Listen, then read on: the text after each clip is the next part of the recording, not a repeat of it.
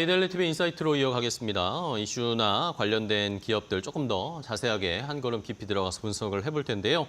자, 인사이트 시작하기 전에 오늘 또 중국 시장이 어떻게 개장했는지 확인을 해봐야 되겠죠. 지난주 금요일에 홍콩 항생지수나 중국 상해 종합지수 모두 상승하면서 거래를 마감했습니다. 상해 종합지수는 특히 지난 금요일에 1% 넘게 상승세를 보이면서 마감이 됐는데 오늘은 강보합권 수준 0.06% 상승에 그치는 상황입니다. 계속해서 지난 9월에 급등이 나오고 나서 중국 시장, 홍콩 시장이 계속 횡보세를 보이고 있는데 일단은 중국 상해종합지수는 강보합권, 홍콩 항생지수도 역시 0.1%대 강보합권 수준으로 출발을 했습니다. 자, 이번 주에는 또 어떻게 이어갈지 중국 시장의 상황, 또 최근에 어쨌든 우리가 중국과의 엮이는 이슈들이 많은 상황이니까 관련해서 지수의 흐름도 함께 체크를 해보시면서 대응하시기 바랍니다. 자, 그럼 오늘 이데일리 TV 인사이트 매주 월요일에는 제약바이오 기업들을 조금 더 자세하게 분석해드리고 있습니다. 오늘은 이데일리의 바이오 플랫폼 센터 석지원 이사와 함께 이야기 나누겠습니다. 안녕하세요. 반갑습니다. 안녕하세요. 네.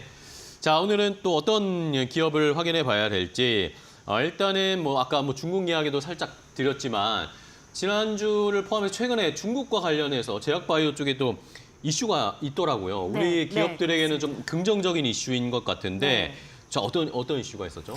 네, 그 중국의 중앙부처가 중국 내 주요 4개의 도시를 찝어서 여기를 의료 개방 특구로 지정을 하고 그 자국이 아닌 해외의 그 세포 유전자 치료제 기업들의 그 제품을 가지고 와서 처방이랑 투여까지 한 번에 가능하도록 하는 그런 의료 개방 도시들을 이렇게 선정을 해서 11월부터 이제 운영을 하도록 했다. 이게 이제 큰 내용입니다. 지금 그럼 운영이 되고 있는 거예요? 네, 오픈을 한 겁니까? 네, 그렇습니다. 그런데 중국이 조금 이제 애매한 게 11월 1일부터 이제 시행합니다라고 했는데 시행령이 내려오지 않았다고 해요. 그래서 이게 그 기업들도 그렇고 해당 도시들도 그렇고 약간 벙쪄 있는 상황이라고 합니다. 그런데 해석을 하기로는 업계에서 해석을 하기로는 그 해당 도시들이 알아서 해라라고 관할권을 이렇게 좀 어떻게 보면 좀 준 거 아니냐 이렇게 해석을 해서 기업들끼리는 기업이랑 그 도시끼리는 협약도 맺고 이게 진출 준비를 실제로 하고 있다고 합니다. 그렇군요. 중국에 체계적이지 않으니까요. 말씀해 주신 것처럼 일단은 11월부터는 오픈하겠다라고 했는데 아직 시행령은 내려오지 않았지만 미리미리 우리 기업들이나 글로벌 기업들이 중국 쪽에 진출하려는 준비를 하고 있는 것 같습니다. 말씀해 주신 베이징, 상하이, 광저우, 하이난 이렇게 4개 도시인데 자, 중국이 어쨌든 급하긴 급한가 봐요. 우리에게 무비자 관련해 입국도 허용을 해주고 있고 해외 쪽에서 많이 들어오고 관광객도 들어오고 투자도 해달라 이런 사인이 제약바이오 쪽에도 연결되는 거 아닌가 그런 생각을 해보게 되는데 자, 그리고 그러면 사실 우리가 중국 쪽의 시장은 사실 뭔가 규제도 많고 그렇죠. 중국의 당에서의 뭔가 제약도 많고 이런 식으로 많이 생각을 했었는데 시간도 오래 걸린다라는 그런 고정관념이 있었는데 이번에는 뭔가 다른 스탠스인 것 같아요. 우리 기업들에게는 그러면 어쨌든 좋은 이야기 아닐까요? 네, 중국 진출을 이제 준비를 하던 기업들한테는 상당히 좋은 소식이라고 생각이 됩니다.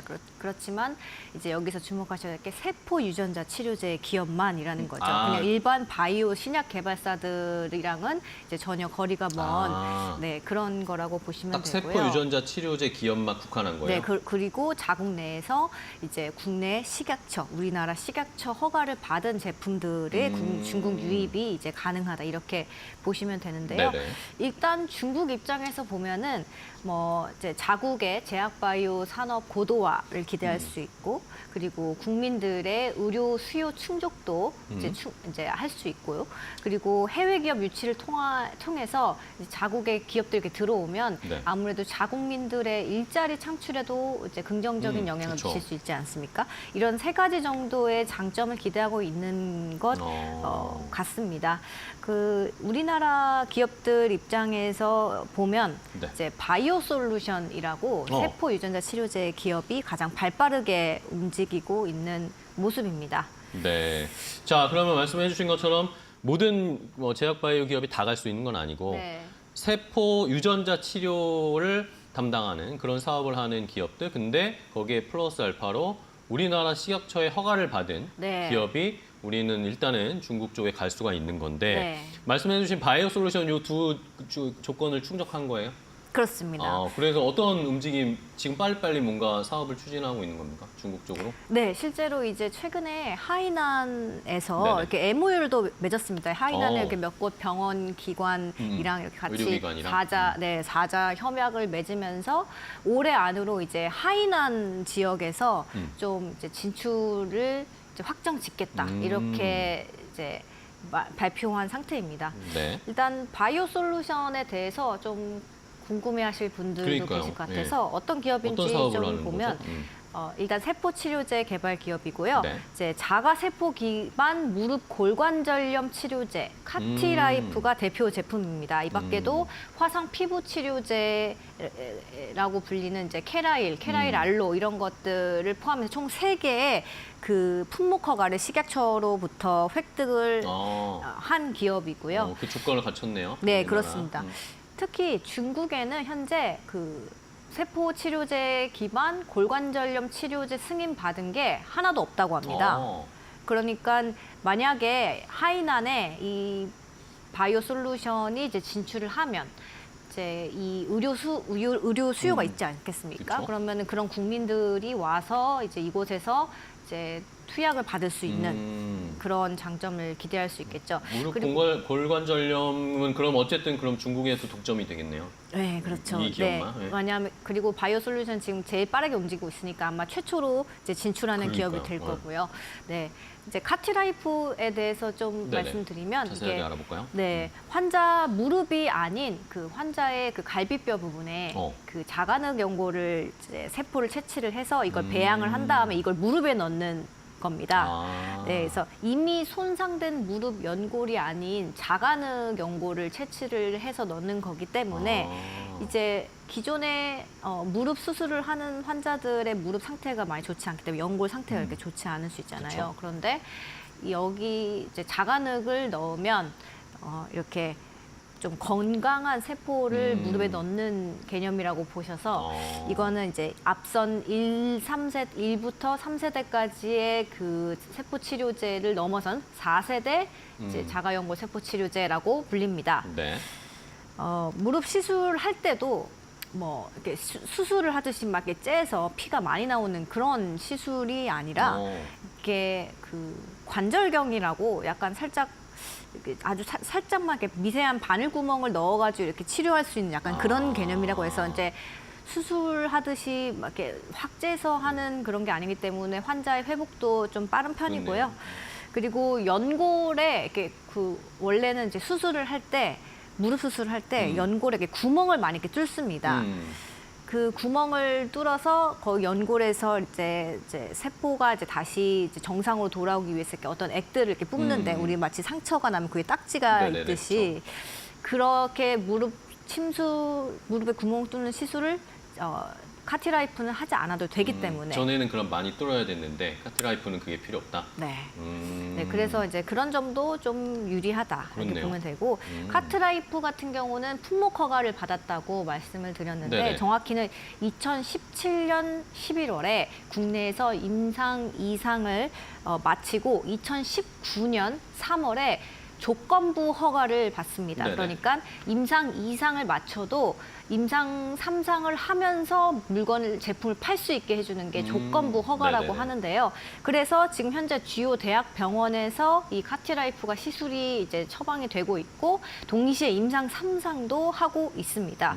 그래서 지난 4월에 카티라이프 임상 3상 그 48주 추적 관찰 결과가 나오는데 총 96주까지인데 48주 그 절반이어서 정도 일단 1차 중간 결과라고 했을 때 그 유효성 그 평가 지표를 충족했습니다. 그러니까 임상시험에 성공을 했다라고 발표를 했습니다. 네. 특히 이제 모카트라고 무릎을 MRI로 찍어봅니다. 그래서 연골이 얼마나 가득 차 올랐는지 이렇게 평가하는 지표가 있는데요.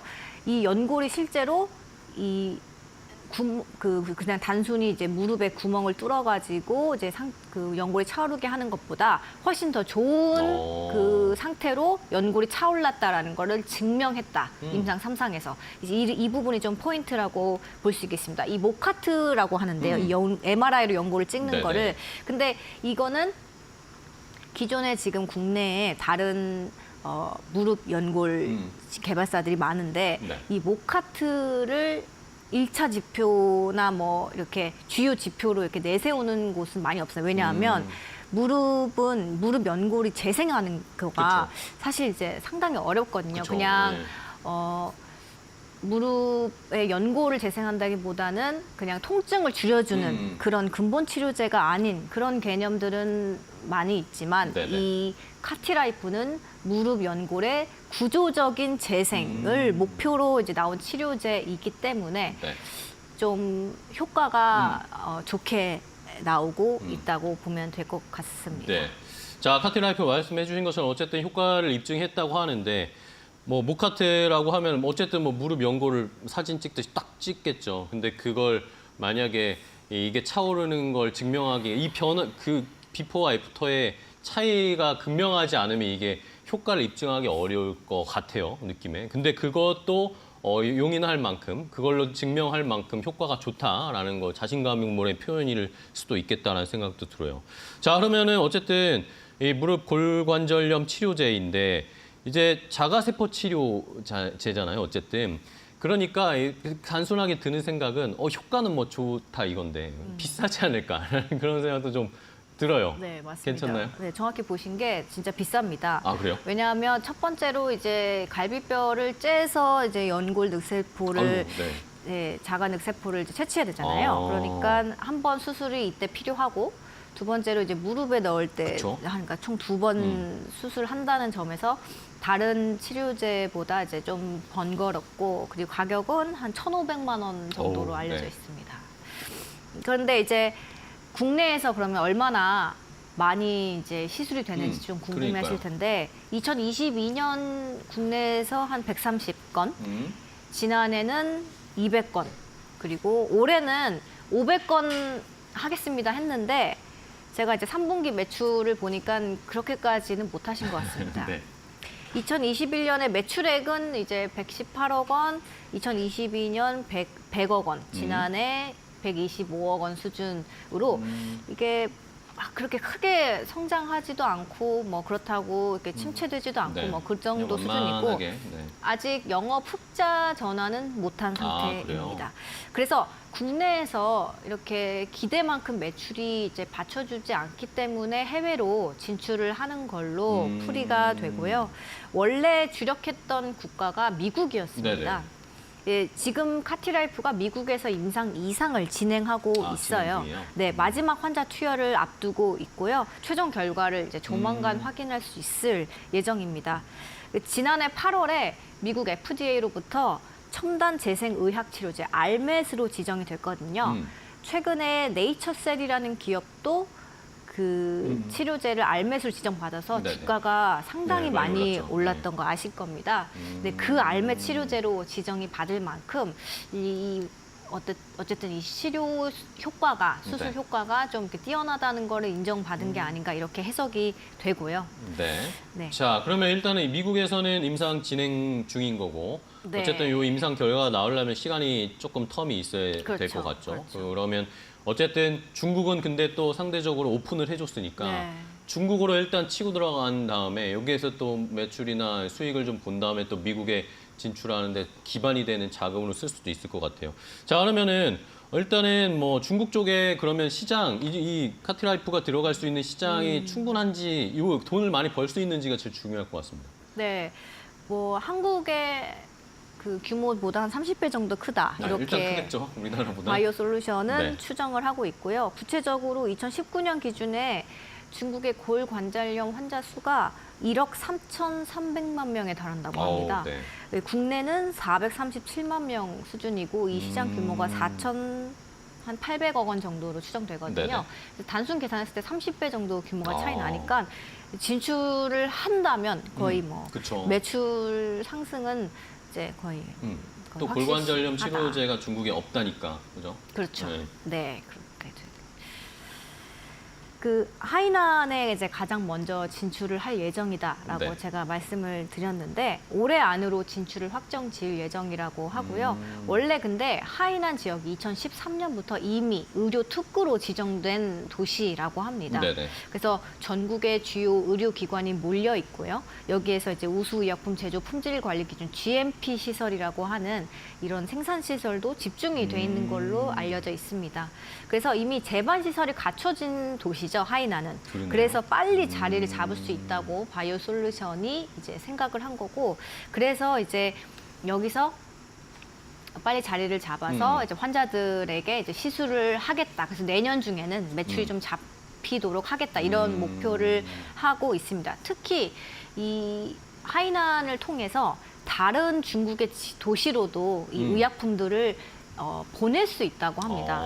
그러니까 뭐 지금 솔직히 카트라이프 같은 경우는 이제 자가 세포를 채취를 하고 이제 배양을 하는 그런 과정 거치기 때문에 밖에서 이렇게 함부로 이렇게 유통을 할 수 없는 그런 치료제이긴 합니다만 다른 케라일 알로아 같은 다른 이제 화상 치료제 같은 경우는 최대 6개월까지 상온 보관이 가능하다고 하거든요. 네네. 그래서 이런 치료제들은 다른 지역으로도 보낼 수 있기 그렇네요. 때문에 뭐 진출은 일단 하이난으로 하지만 이 시장 확장성이 상당하다라고 이제 바이오 솔루션이 보고 있는 겁니다. 네, 알겠습니다. 자, 이렇게 어쨌든 하이난이 뭐 중국 내에서 약간 바이오, 제약 바이오 쪽에 허브 같은 그런 도시군요. 이렇게. 맞습니다. 네. 맞습니다. 네. 그래서 이제 중국 쪽에서 이 골관절염 치료제로 돈을 잘 벌 수 있을지 때마침 또 타이밍 좋게 중국이 열어줬어요. 이것에서 수익을 어느 정도 내면서 흑자 전환하면 또 시장에서는 반응을 많이 할 테니까. 지난주에 이런 이슈가 나오고 나서 주가가 조금 올랐는데 그 뒤로 또 다시 또 다 빠졌어요. 그래서 이런 긍정적인 모멘텀들이 계속 좀 연속적으로 나오면 한번 더 주가 상승을 기대해 보도록 하겠습니다. 자, 첫 번째 바이오 솔루션의 이야기를 함께 해봤고, 자, 하나 더 이슈 체크해 보면 네. 요즘 뭐 비만 치료제 한때 뭐 위고비 이런 삭센다 이야기 많이 나오면서 관심 많이 받았습니다. 최근에 네. 약간 관심에 멀어졌는데 우리나라에서도 뭐 비만약 기존의 위고비 같은 거를 좀 대항할 수 있는 게 나오고 있다고요? 그렇죠. 이제 가장 잘 알려진 게 이제 한미약품 한미약품. 네. 거고 이제 최근에 이제 해외 기업들 얘기 먼저 드리면 네. 그 암젠이 그 임상 이상 결과를 발표를 했는데 예. 네, 그 이제 시장 주목을 좀 받았습니다. 왜냐하면 한 달 한 번 맞는 제형이라서 한 달에 그렇거든요. 한 번. 네. 그 암젠이 현지 시간으로 지난 26일 날 개발 중인 마리타이드라는 이제 비만약의 임상 마리타이드. 이상 결과를 발표했는데 1년 동안 참가자들 체중이 20%가량 줄었다고 했습니다. 이 노보노디스크 위고비가 68주 동안 15% 체중 감소 결과를 나타낸 것과 비교하면 짧은 시간에 더 많은 효과를 효과가 더 나타낸 건데요. 이제 더구나 위고비가 이제 일주일에 한 번 맞는 제형이었는데 마리타이드는 한 달 한 번만 맞아도 되는 거기 때문에 이 편의성 측면에서 이제 투자자들과 그 일반 이제 독자들 관심이 상당했습니다. 암젠은 여기서 주사 기간을 더 늘려서 분기에 한 번 맞는 주사제까지 지금 노리고 있다고 합니다. 네. 자, 어쨌든 뭐 기간은 더 길게 텀을 주고 효과가 더 좋으면 당연히 이쪽으로 쏠릴 수밖에 없겠죠. 근데 어쨌든 살이 빠지는 건 중요한데 그다음에 이게 비만 치료제 관련된 분들이 궁금한 게 뭐 이렇게 맞고 금방 네. 빠졌다가 이게 네. 또 금방 또 다시 찌는 거 아니냐. 흔히 말하는 요요 현상 오는 거 아닌가. 그게 제일 궁금하실 것 같은데 그런 건 요요 현상 이런 건 괜찮답니까? 요요 현상도 일어나지 않았다고 오. 합니다. 최대 150일까지 감소한 체중이 유지됐다라는 게 이제 오, 포인트인데요. 다만 부작용이 조금 많이 보고됐다고 뭐죠? 합니다. 그래서 참가자 중에 11%가 10% 이상의 여러 부작용을 이제 겪은 것으로 실험을 이제 중도에 이제 하차를 했다고 하고요. 특히 위장 관련 부작용이 상당했다는 걸로 알려집니다. 자, 그러면은 이런 뭐 부작용 때문일까요? 뭐 이런 어쨌든 좋은 이슈인데 크게 봐서는 근데 뭐 주가는 오히려 좀 떨어졌다라는 소식도 그렇죠, 들립니다. 그렇죠. 주가가 오히려 이제 발표 날에 거의 한 5% 가량 네. 떨어졌다고 이제 확인이 됐고요. 그 기존의 노보노디스크랑 일라이릴리 거 대비해서 이 마리타이드 암젠께 부작용이 근소하게 더 많았다라는 그런 시장의 분석이 나오면서라고 이제 제가 추정이 됩니다. 이런 부작용 같은 경우는 이제 임상 시험을 통해서 이제 갈수록 좀 이렇게 개발 과정을 통해서 좀 이렇게 줄여 나가게 된다면 뭐 승산이 있겠지만 일단 사람들은 부작용이 있는 약물에 대해서는 좀 이렇게 아무래도 그쵸. 거부감이 꺼리기 때문에 생기죠. 네. 일단은 시장에 이걸 이제 상용화를 해서 내놓는다고 할지라도 아무리 투약 편의성이 높다고 해도 이런 위장 부작용이 있다라고 알려진 약에 대해서는 네. 이렇게 소비를 하지 않으려고 하기 때문에 그런 부분이 이제 주가에 영향을 좀 미친 것 같습니다. 그 마리타이드 치료 받던 환자들 가운데 11%가 이제 부작용이 있다고 말씀을 네네네. 드렸는데 과거에 이제 젯바운드라는 그 비만약이 네, 그때 그쵸. 당시 임상 부작용 비율이 6% 수준이었다라고 하면 5%포인트 맞네요. 차이가 나기 때문에 이건 좀 높은 수치라고 보여지고 아직은 이제 임상 2상 단계고 임상 3상을 마치고 FDA 허가까지 받아야 되기 때문에 암젠이 이제 갈 길은 이제 좀 멀다. 그래서 뭐 아직 가격이랑 출시 일정에 대해서 암젠은 이제 말을 아낀 그런 상태입니다. 네. 자, 암제는 일단은 부작용 때문에 약간 지금 어쨌든 걸림돌에 걸린 상황이고, 자, 우리나라 기업들은 어떻습니까? 우리나라에서도 네, 어쨌든 이 뭔가 투약 기간을 늘리고 네. 효과가 더 좋은 그런 비만 치료제 개발하려고 여기저기 많이 준비하고 있잖아요. 한미약품부터 네. 좀 볼까요? 한미약품이 이제 최근에 이제 좀 과감한 발표를 했는데 네네. 원래 2027년에 비만약 국내 동양인을 위한 비만약을 출시한다고 했는데 이거를 한 분기 앞당겨서 2026년 4분기에 내놓겠다고 오. 했습니다. 네네. 여기다 플러스 연매출 1,000억 원, 시장 점유율 50% 이상 이렇게 아주 이야, 공격적으로 그러게요. 잡았는데 싹센다랑 위고비를 사실상 뛰어넘겠다라는 자신감이거든요. 무슨 자신감일까요? 네. 네, 이제 한미약품의 이제 비만약 성분인 에페글레나타이드 같은 경우는 한미약품이 독자적으로 개발한 플랫폼 랩스커버리를 적용해서 일주일에 한 번만 맞는 그 GLP 계열 약물입니다. 네. 현재 국내 임상 3상 환자 모집을 완료한 상태고요. 이제 말씀드린 것처럼 1,000억 원 이상을 매출액으로 목표액으로 설정을 했습니다. 현재 국내 비만약 시장 규모는 1,800억 원 정도로 추산이 되고 이 시장 규모만 봤을 때는 그 미국과 브라질에 이어서 우리나라가 4번째로 많은 수치이긴 합니다. 네. 자, 말씀해 주신 것처럼 어쨌든 뭐 매출 지금 우리나라 시장 전체가 한 1,800원 정도 되는데 매출을 1,000억 원 이상 달성을 하겠다라고 하면은 목표가 너무 높은 거 아닙니까? 물론 꿈은 원대하게 가져야 되지만 이게 실현 가능할까요? 실현 가능할지는 네. 지켜봐야 될 것 같다는 게 제 생각입니다. 왜냐하면 이제 1,800억 원 중에서 지금 싹센다랑 그 종근당이랑 알보젠 코리아가 이제 공동 판매하는 큐시미아라는 그 비만약 두 개 합쳐서 점유율이 지금 60%거든요. 그런데 이것들을 이제 뛰어넘는 약을 과연 한미약품이 이제 내놓았을 때 사람들이 얼마나 이제 환호를 할지는 사실 저도 이 매출을 정말 이렇게 공격적으로 제시한 이유라던가 이런 배경에 대해서는 좀 궁금하긴 합니다. 제가 추가로 왜 이렇게 공격적으로 잡았는지 좀 더 자세하게 알아봐야 될 것 같아요. 취재해서 좀 알려주세요. 네, 좋습니다. 자, 이렇게 한미약품 이야기까지 해봤습니다. 어쨌든 다시 목표를 좀 높이고 전반적으로 우리나라 시장에서 비만 치료제 관련된 이슈가 조금 더 부각돼야 시장이 조금 더 커지고 뭔가 사용하는 사람들이 많아져야 된다라는 그런 뭐 전략도 있는 것 같습니다. 한미약품 쪽에서 이슈가 있고 또 효과가 있다라는 이야기들이 나와야 시장이 더 커지고 판매를 할 수 있으니까 이런 관련된 뭐 더 구체적인 한번 이슈 취재해서 알려주시면 감사할 것 같습니다. 자, 오늘 석지연 기자와 함께 이야기 나눠봤습니다. 오늘 제약바이오 쪽에 관련된 두 기업들 함께 확인해봤는데요. 좋은 인사이트 주셔서 감사하고 다음 시간에 또 뵙겠습니다. 고생 많으셨어요. 고생 많았습니다. 고맙습니다.